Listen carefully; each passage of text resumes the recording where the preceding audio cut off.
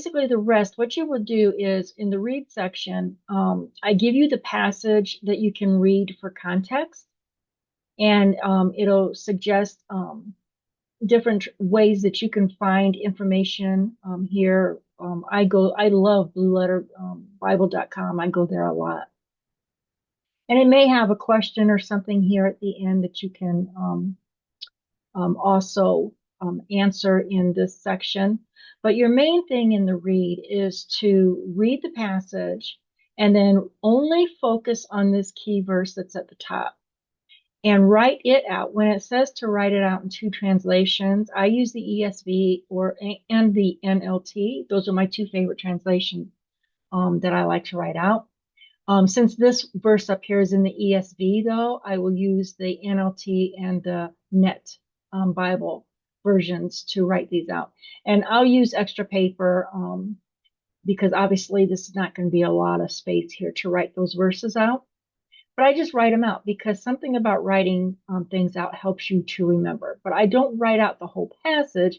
This is just to give me context of what I'm studying. The only verse that I'm going to study in this rest method is this verse here. And so that gets written out twice. And then down here at the explore is when I start writing down my observations. And I come to every passage that I read and every verse that I'm studying. And I'm basically just looking at this verse when I'm asking my questions. And you can write your observations down because that is part of the observation process in inductive study. But I like to come to a verse as though I've never read it before. Like this is the first time I'm reading it. So I'm going to ask questions. Even if I think I might know the answer, I don't even think about what that answer will be. I just still will write out everything as a question. Like when everyone then who hears these words, well, who's everyone? And what words are they hearing? And I always start with questions. Who is this verse written to? Who wrote this verse? Why was it written? What's the purpose of this verse? And so you always start with those questions too. But then I just break it down. Who is everyone? What are the words they're talking about? Like a wise man who built his house on a rock. Well, what does that mean? I write out all different kinds of questions that I can think of for this verse, because then I'm going to go and study.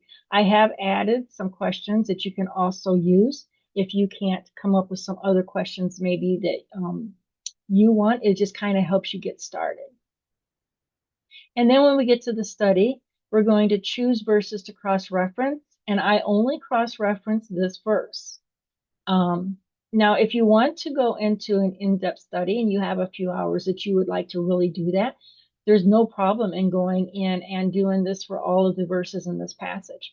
But for the main thing on the rest method on this is to do one verse. That way you're not spending a lot of time. A lot of time we don't have in our busy schedules in the day to spend a lot of time. This is just to get us in the Bible 15 minutes to a half hour a day, just quickly studying a verse. So anyway, you're going to choose the verses that cross-reference with these verses, and I always write them down here, and then I go through and I write a summary next to those verses. I don't write the verse out, I just write a summary of what that verse is saying next to the cross-reference verse. And then I'll go and I'll look into my commentaries also, and I'll see, as far as these questions, what are these verses saying in the commentaries? And I'll write down notes here. And what I do when I'm finding my answers is I take what I've learned from my cross-reference verses, and I take what I've learned from the commentaries, and make sure you have trusted commentaries. You can always find those online at blueletterbible.com too if you don't have any of your own. And then I go back and I start answering the questions with what I found in my cross-reference and commentaries. And I'll write in red the answers that I find next to the questions here. I mean, this whole page will get pretty marked up. You'll see that in my example. And actually, my example is a little bit cleaner than what my studies usually look like. So anyway, and then once I get through the studying, I come down here to the thrive, which part of the message applies to you, because not everything obviously in the Bible applies to us because it was written for us, but not to us. And so there's a lot of things that don't happen today that will not apply to us. but what is there that does apply to us? And then we're going to write down everything that comes to mind. And then this down here is where we're going to write out of everything we've learned and out of what applies to us, what step, what one thing can I start implementing today in my life? And that's how we do the rest of it. I'm hoping that helps as you work through this. If there's any questions, I believe each lesson even has a place down here for comments. And I believe you can also find my email in the lessons here so that you can email directly if you have any questions. I really appreciate you purchasing this course, and I just pray for you as you go through it. Thanks.